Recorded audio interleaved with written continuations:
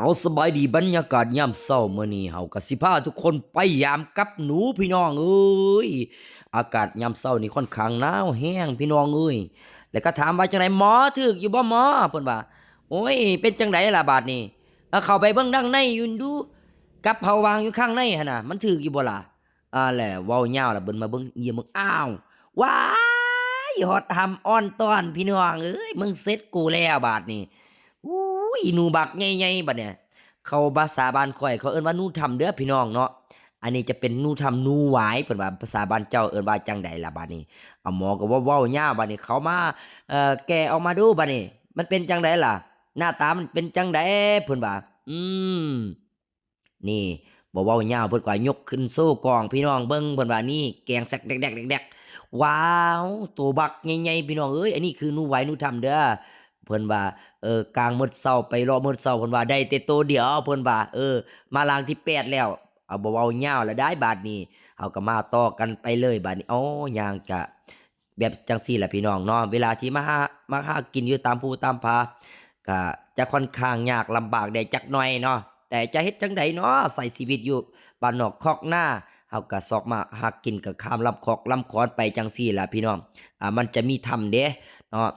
เราจะมากางกับอยู่ในถ้ำนี่มันจะมีหูถ้ำบางหูนี่มันก็เลิกพี่น้องเนาะอยากให้ทุกคนนี่ไปสัมผัสอากาศหนาวแห้งพี่น้องอากาศทางพุ่นเด้เป็นจังไดเนาะมื้อนี้เนาะหนาวอีบ่เนาะบาดนี้บ่เว้ายาวเราก็ไปซอกต่อบัดนี้เบิ่งว่าลางต่อไปสิมันว่าจังไดหมอหมานอยู่บ่เนาะว่าแนวใดล่ะว้าวข่าวอ่อนต้อนมันต้นพี่น้อง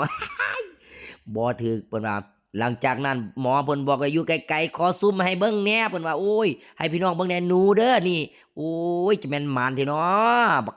หำแหละเว้ายาวเฮาก็มาเบิ่งรางต่อไปอะล่ะบาดนี้ว่าจังไดล่ะหมอมันอยู่ไสล่ะพู้นมันอยู่พู้นเพิ่นว่ามันถึกบ่ล่ะให้ไปเบิ่งเอาเองเด้อเพิ่นว่าหลังจากนั้นเขาก็เข้าไปเบิ่งจังไดล่ะมันถึกบ่ว้าวว้าวถึกอีกแล้วบัดนี้กูหมานอีกแล้วเพิ่นว่าอันนี้ก็จะเป็นหนูไหวคือกันพี่น้องเนาะเป็นหนูไหวหลังจากที่เฮาเอาหนูแล้วเฮาก็กางกับต่อเพิ่นว่ากางต่อเพื่อมื้อหน้านี้เฮาสิมายามใหม่เพิ่นว่าแล้วสิได้ถ่ายให้พี่น้องได้เบิ่งอีกเพิ่นว่าดีใจเว้ยหลังจากหมอเพิ่นว่าโอ๊ยเมื่อยแรงขอนั่งพักเซาเด้อหมอเด้อเพิ่นว่าบ่เป็นหยังดอกบ่เว้ายาวเฮาก็มาหารางต่อไปเพิ่นว่าหมายเอาไว้เพิ่นอย่าลืมกลับเพิ่นว่ามาเบิ่งว้าย หดหำอ้อนต้อนพี่น้องเอ้ยหนูหวายบักใหญ่ๆบักตัวนี้เออหนูหวายถ้ำพี่น้องเอ้ยมาหมานแท้เนาะหมายไว้เพิ่นว่าอย่าลืมกลับเพิ่นว่าจังซี่แหละเนาะ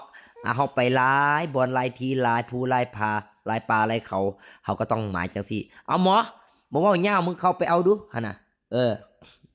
นี่เพิ่นว่าก็นี่โชว์กล้องให้พี่น้องได้เบิ่งเพิ่นว่าโอ้ยยกโป้พร้อมจังแม่นมึงคัก เอาหลางมาแล้ว15หลางเพิ่นเนาะพี่น้องเนาะได้ตัวหนูอยู่3ตัวเพิ่นว่าสู้เอาตัวนี้เอาหน่อยเด้ออ้ายเด้อเพิ่นว่า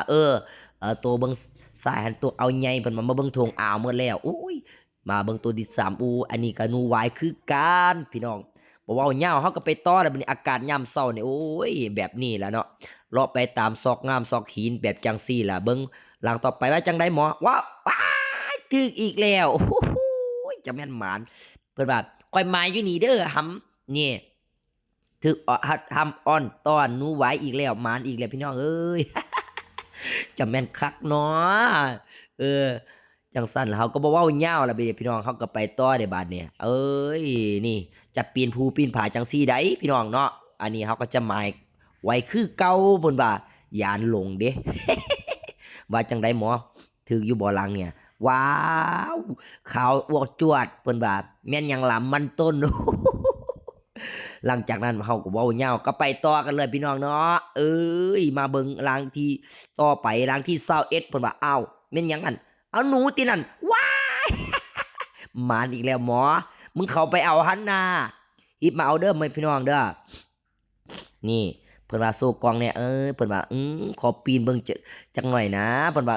ตัวนี้มันคืองามที่คือใหญ่ที่หว่าเพิ่นว่าอุ้ยจะแม่นหมานเว้ยมื้อนี้หวายอืมมื้อนี้ได้กินอบหนูคักๆพี่น้องเอ้ยอันนี้ก็คือการหามักหากินตามธรรมชาติของบ้านเฮาล่ะพี่น้องเด้อ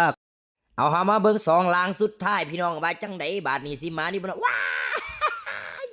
อดหำอ้อนตอนบาทนี่มึงบาจังได เอามาเรียนมาเบิ่งตานี่ว้าย ถึกอีกแล้วสองตัวเลียนกันเพิ่นว่าเอ้ยจังแม่นคักพี่น้องเอ้ย